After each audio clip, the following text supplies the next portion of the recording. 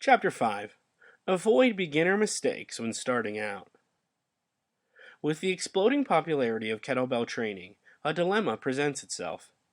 Kettlebells aren't thigh masters or shake weights. Kettlebells are serious strength and fitness training tools that require a bit of skill to develop mastery in.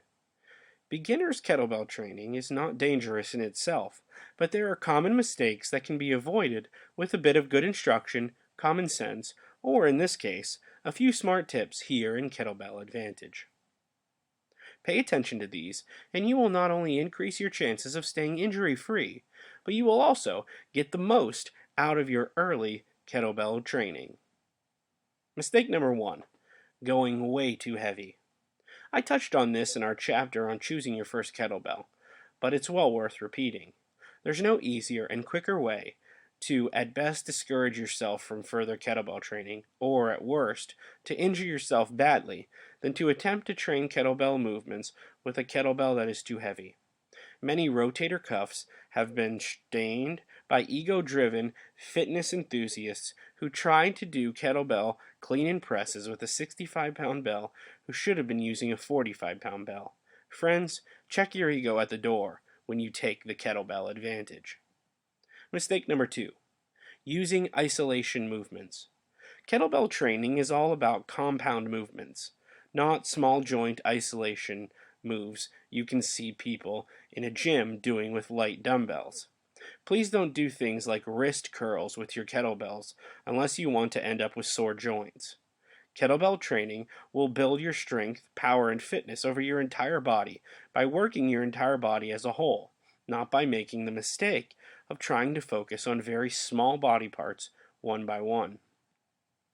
This is a key difference in the Kettlebell Advantage that puts the program heads and shoulders above the nonsense you see most people wasting their time with in big commercial gyms. Mistake number 3. Over-relying on your arms to move your kettlebells.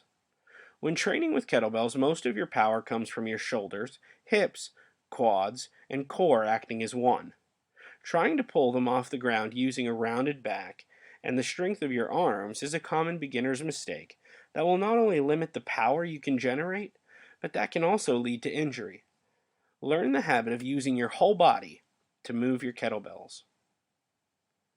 A look at some of the good YouTube videos on the subject, think Pavel, Mike Mailer, and Steve Maxwell, can be a big help in this if you are training at home without an instructor.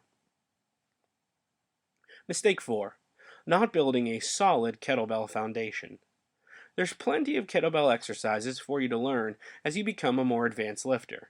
In fact, there's almost no limit to them. All in good time. As a beginner, focus all your energy on building a solid and strong kettlebell foundation. This may take a year or two. This is one of the beautiful things about the Kettlebell Advantage. Its simplicity and focus on back-to-basics aspects of what works, period. Embrace it. Avoid these beginner mistakes, and you will find yourself on the fast track to kettlebell and fitness success.